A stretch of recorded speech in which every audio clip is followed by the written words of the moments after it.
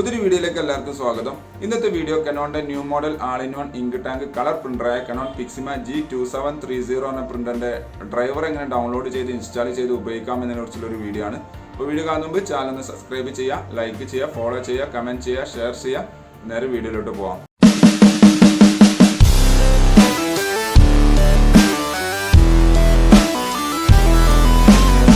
അപ്പോൾ ഏതെങ്കിലും ഒരു ബ്രൗസർ ഓപ്പൺ ചെയ്ത് ഗൂഗിളിൻ്റെ ഹോം പേജ് എടുക്കുക. അവിടെ കനോൺ സപ്പോർട്ട് ഇന്ത്യ എന്ന് ടൈപ്പ് ചെയ്ത് സെർച്ച് ചെയ്യുക. നിങ്ങളുടെ താഴെ കനോൺ സപ്പോർട്ട് എന്ന് ടൈപ്പ് ചെയ്യുന്നതോടുകൂടി താഴെ വന്നിട്ടുള്ളത് നിങ്ങൾക്ക് കാണാൻ സാധിക്കും. അത് ജസ്റ്റ് സെലക്ട് ചെയ്യുക.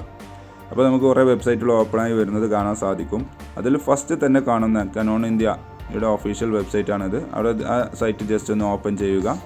പ്രത്യേകം ശ്രദ്ധിക്കുക, നിങ്ങൾ പ്രിൻ്ററും കമ്പ്യൂട്ടറും നമ്മൾ ഓൾറെഡി USB കണക്റ്റഡ് ആയിരിക്കണം, എങ്കിൽ മാത്രമേ ഡിറ്റക്റ്റ് ചെയ്യുകയുള്ളൂ. പഴയ മോഡലുകളൊക്കെ നമ്മൾ സോഫ്റ്റ്വെയർ ഇൻസ്റ്റാൾ ചെയ്ത് അവസാന ഭാഗത്തുന്ന സമയത്താണ് USB കേബിൾ കണക്ട് ചെയ്യാൻ പറഞ്ഞിരുന്നെങ്കിൽ ഈ ഒരു മോഡലിൽ നമ്മൾ ആദ്യം തന്നെ USB കേബിൾ കണക്റ്റഡ് ആയിരിക്കണം.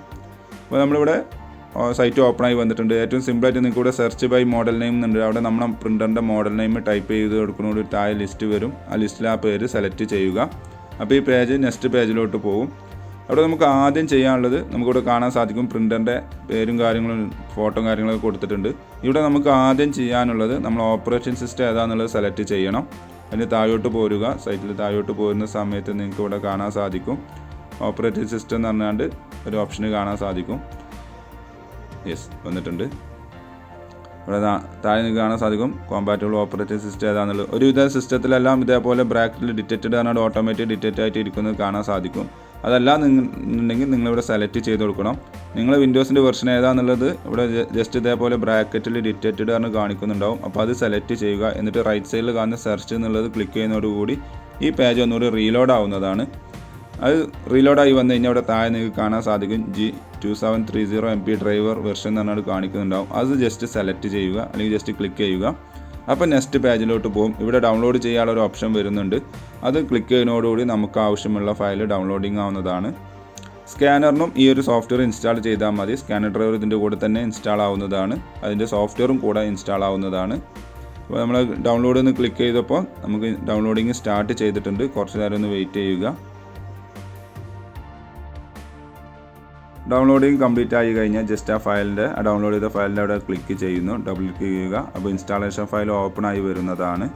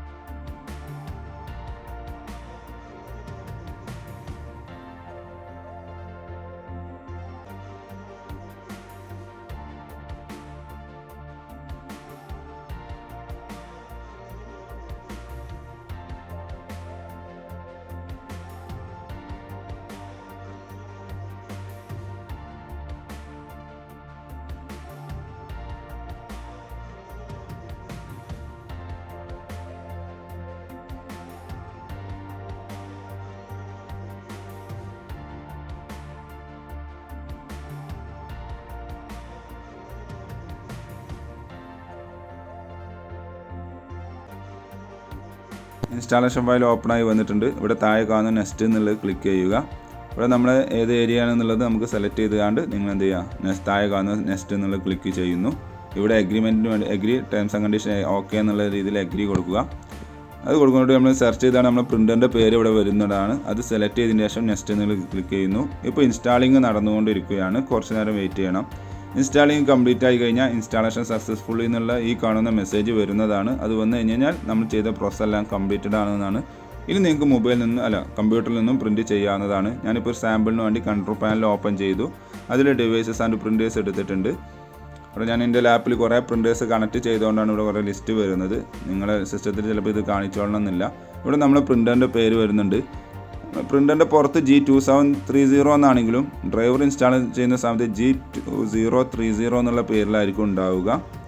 ജസ്റ്റ് അതിൻ്റെ റൈറ്റ് ബട്ടൺ ക്ലിക്ക് ചെയ്ത് പ്രോപ്പർട്ടീസ് എടുത്തു. അതിൽ താഴെ പ്രിൻ്റ് ടെസ്റ്റ് പേജ് എന്നുള്ളൊരു ഓപ്ഷൻ ഉണ്ട്. അത് ജസ്റ്റ് ക്ലിക്ക് ചെയ്യുക.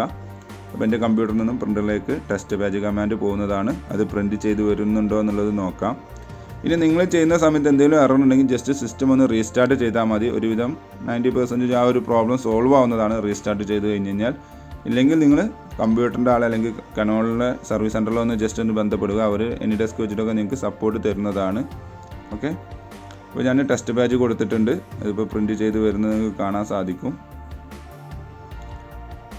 യെസ്, ഏകദേശം കംപ്ലീറ്റ് ആയിട്ടുണ്ട്. ടെസ്റ്റ് പേജ് പ്രിൻറ്റ് ചെയ്ത് വന്നിട്ടുണ്ട്. അപ്പോൾ ഇതേപോലെ നിങ്ങളൊന്ന് ട്രൈ ചെയ്ത് നോക്കുക.